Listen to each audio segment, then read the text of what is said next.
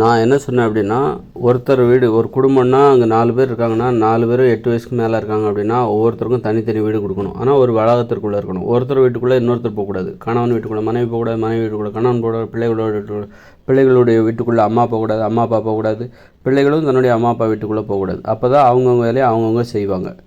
அவங்கவுங்க வேலைகளை அவங்கவுங்க செய்வாங்க. பிறருடைய வேலை செய்வதற்காக பெண்கள் அடிமைப்படுத்த மாட்டாங்க. அப்போ நல்ல பண்புகளை கற்றுக்கொள்வார்கள். அவரவர்கள் வேலைகளை அவரவரை செய்யும்போது நல்ல பண்புகளை கற்றுக்கொள்வார்கள் அப்படின்னு நான் சொன்னேன். இப்போ இதில் என்னென்னா, ஒருத்தர் வீட்டுக்குள்ளே இன்னொருத்தர் போகவே கூடாது, போகவே முடியாது அப்படின்னு நம்ம விதிமுறை வைக்கும்போது, நம்ம வீட்டை நம்ம எப்படி வச்சுருப்போம்? யாரும் தான் வந்து பார்க்க போகிறது இல்லையே.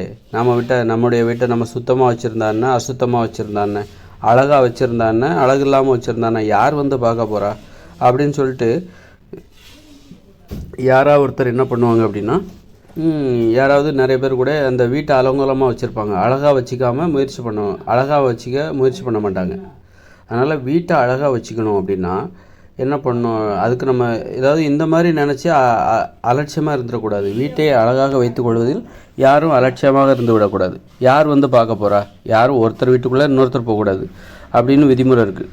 யாரும் யாருடைய வீட்டுக்குள்ளேயும் போகக்கூடாது அப்படின்னு சொல்லிட்டு ஒரு விதிமுறை இருக்குது. அப்படின்னா யார் வந்து பார்க்க போகிறா? இந்த வீடு அழகாக இருந்தால் என்ன, அசிங்கமாக இருந்தால் என்ன, சுத்தமாக இருந்தால் என்ன, அசுத்தமாக இருந்தால் என்ன, இந்த வீடை யார் வந்து பார்க்க போகிறா? அது அழகாக இருந்தால் என்ன, அழகு இல்லாமல் இருந்தால் என்ன, அதை யார் வந்து பார்க்க போகிறா அப்படின்னு சொல்லிட்டு ஒருத்தர் தன்னுடைய வீட்டை எப்படி வேணாலும் வச்சுருக்க வாய்ப்பு இருக்குது.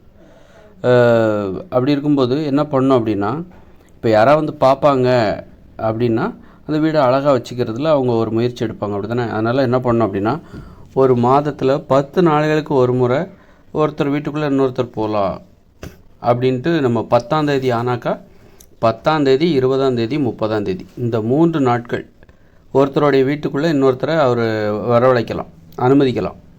நீங்கள் ஒரு அப்பாவோட வீட்டுக்குள்ளே அம்மா போகலாம், அம்மாவோடைய வீட்டுக்குள்ளே அப்பா போகலாம், மகனோடைய வீட்டுக்குள்ளே அப்பா போகலாம், அம்மா போகலாம், அம்மாவோட வீட்டுக்குள்ளே மகன் மகள் இவங்க யாருமே போகலாம். அப்படிங்கிற மாதிரி 10, 20, 30 இந்த 3 நாட்கள் வந்து என்ன பண்ணணும் அப்படின்னா, ஒரு குடும்பத்தில் வந்து ஒரு குடும்பத்தில் ஒருத்தர் வீட்டுக்குள்ளே மற்றவங்க போய் வரலாம், விருப்பப்பட்ட அவங்க அனுமதித்தால் நீங்கள் போய் வரலாம் அப்படின்னு சொல்லிட்டு ஒரு விதிமுறை போடும்போது, அப்போ வீடு அழகாக வச்சுருக்கணும். 10ஆம் தேதி வந்து பார்ப்பாங்க, அப்போ நம்ம வீடு அழகாக வச்சுருக்கணும். 20ஆம் தேதி வந்து பார்ப்பாங்க, அப்போ அவங்களுக்கு பார்க்குறதுக்கு சர்ப்ரைஸாக இருக்கணும். நம்ம வீட்டை எப்படி அழகாக வச்சுருக்குறோம் அப்படிங்கிறத அவங்க பார்க்கணும் அப்படின்னு சொல்லிட்டு என்ன பண்ணுவாங்க, அந்த வீட்டை அழகாக வச்சுருப்பாங்க, சுத்தமாக வச்சுருப்பாங்க. வீடை எவ்வளோ அழகாகவும் சுத்தமாகவும் வச்சுருக்காங்க அப்படிங்கிறத மற்றவங்களுக்கு பெருமையாக காமிக்கணும்.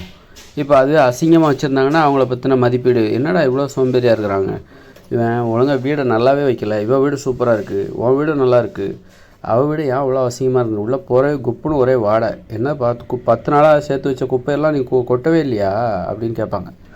ஆமாம்மா அப்படின்னு சொல்லிட்டு, அப்போது இந்த மாதிரி உள்ளுக்குள்ளேயும் போகிறதுக்கு ஒரு வாய்ப்பு நம்ம கொடுக்கணும். அதாவது ஒரு வீட்டுக்குள்ளே நுழைவதற்கும் ஒரு வாய்ப்பை நம்ம கொடுக்கணும். அப்போ தான் அந்த வீடை சுத்தமாக வச்சுக்கிறதுல மற்றவங்களுக்கு ஒரு ஊக்கம், காரணம் எல்லாம் கிடைக்கும்.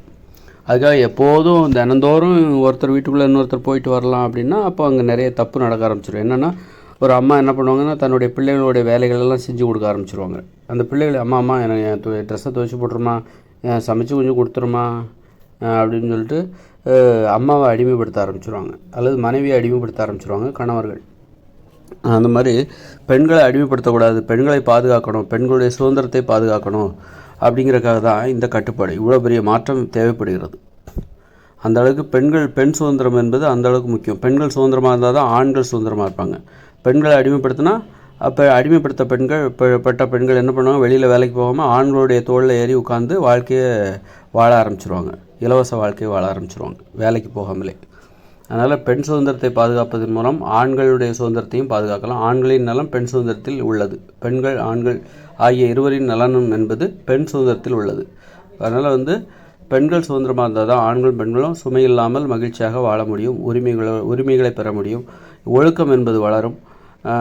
பெண்களை அடிமைப்படுத்தினால் அப்போ ஒழுக்கங்கிறது வராது. அவங்கவுங்க வேலையை அவங்கவுங்க செய்ய மாட்டாங்க, மற்றவங்க வேலையெல்லாம் பெண்கள் எடுத்து செய்வதனால ஆண்களுக்கும் பெண்களுக்கும் பண்பு என்பது வளராது, நல்ல பண்பு வராது, கெட்ட குணங்கள் தான் வரும். கெட்ட குணங்கள் தான் வாழ்க்கையில் முன்னேற முடியாது, சோம்பேறியாக தான் போகும், அப்புறம் நோய்கள் சேரும்.